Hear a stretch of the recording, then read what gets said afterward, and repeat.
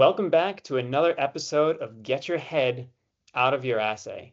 This is a web series where we talk about the nuances of assay development that often extend beyond the well and the protocol.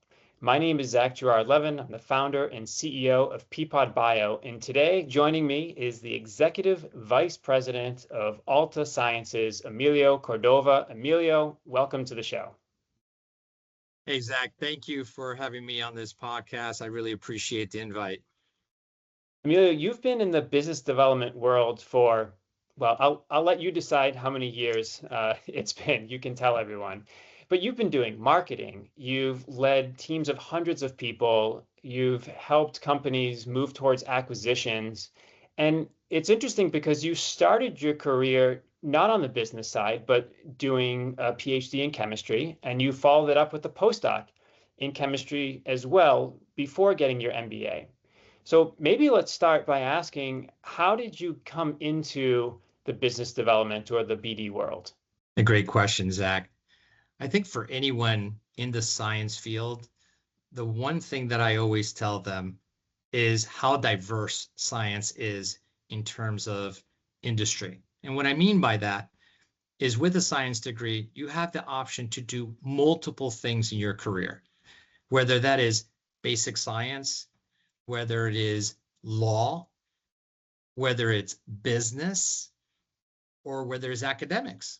In my case, I did take initially an academic career, but with that, I always felt that I wanted a little bit more than just a pure science approach.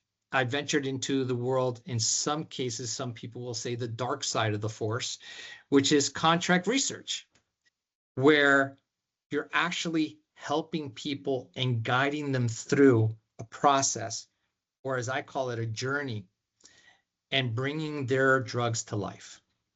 So I want to ask, because you need to take your head out of the bench work and communicate what's happening at the bench to your partners.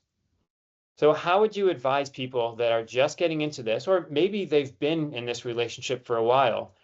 How do you communicate the guidance of that journey that you mentioned to make sure that that relationship and the progress or the project moves forward in the best way possible? Zach, great question. For me, I think the key here is one of the things you just mentioned, communication. Preparation and organization. Those things are key.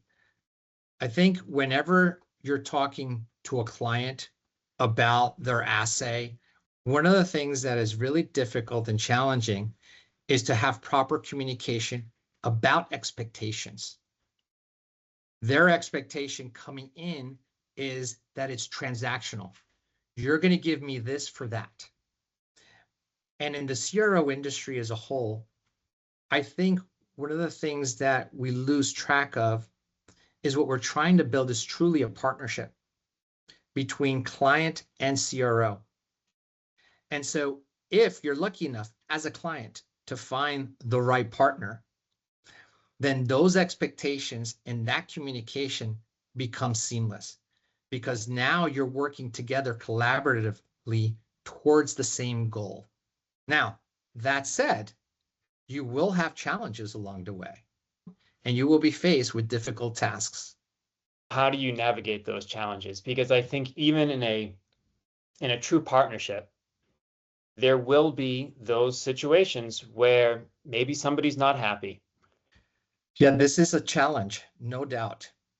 But I always say proactivity is always key to the relationship.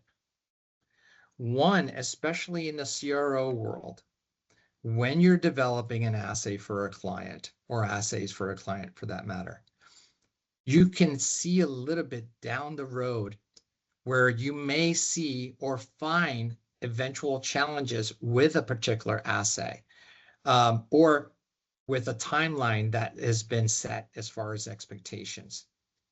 Being able to communicate proactively with your client about those things and when things may go awry or may have difficult explanations, because as people who develop assays, We don't have all the answers up front. In fact, that's the whole point of development, right? You are trying to find solutions to very complex and difficult problems. As long as you have those communication skill sets to be able to explain to a client honestly and accurately what is going on, that's when this relationship goes from transactional to partnership. So Zach, I'll give you a past example. Many years ago, I was faced with a task with a client who had very aggressive timelines to develop their assays. But one thing that a client did not tell us was that their reference material that we were going to use to execute their development or their assay was not as pure as one thought it would be. And that led to a series of challenges for us and for the client. Now, we found this, honestly, quite rapidly in the process. And so we were able to demonstrate through accurate data what was going on and what was the root cause of the problem. The client acknowledged that, yes, there seemed to be something amiss with their standard, and they were able to quickly find resolution, bring us appropriate and pure material, and thus be able to stay in track and on time with regards to their development.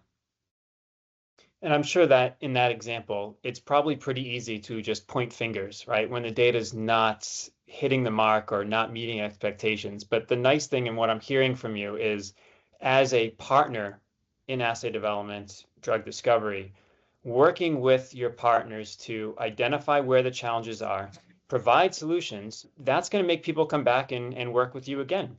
I agree, Zach. I will just also point out to you that one of the most important things in this relationship that one has with a client from a CRO perspective, and I say this quite often in my career, is that we're always trying to delight our clients, right? Just like how we would like to delight our family members, our colleagues, our friends, we do the same thing in our work relationship. And we do this through honesty and through open communication. And you hit the nail right on the button. As long as we have cooperation and mutual respect for each other, we can go through any obstacle and any challenges that we face in drug development. Now, when you're developing assays for a client, it's not also this, hey, thank you for your assay and we'll get back to you in 3 months. Mm-hmm. It's about, hey, here's the assay that you want us to develop. And we're going to give you communication along that journey, along that way, to tell you how things are going. Because the last thing you would like to have is to have a client not know what's going on, challenges being said or had or made, and then 3 weeks, 4 weeks, 1 month, 3 months later, you're having to tell the client, oh, there's been a mistake or there is a challenge that we have. And the client said, when did that happen? And so that open communication, being able to do that consistently right from the start, is always critical in having a great partnership and a great relationship with your client. Yeah, thanks, Emilio. I think you've really brought into light a critical aspect of doing science, which is communication. That is an essential skill, something that scientists may not be taught immediately, but something that if they get the opportunity to work with someone like you, I'm sure they'll pick it up very quickly. So thanks, Emilio, for joining us. This has been another episode of Get Your Head Out of Your Assay. Until next time. Thank you, Zach.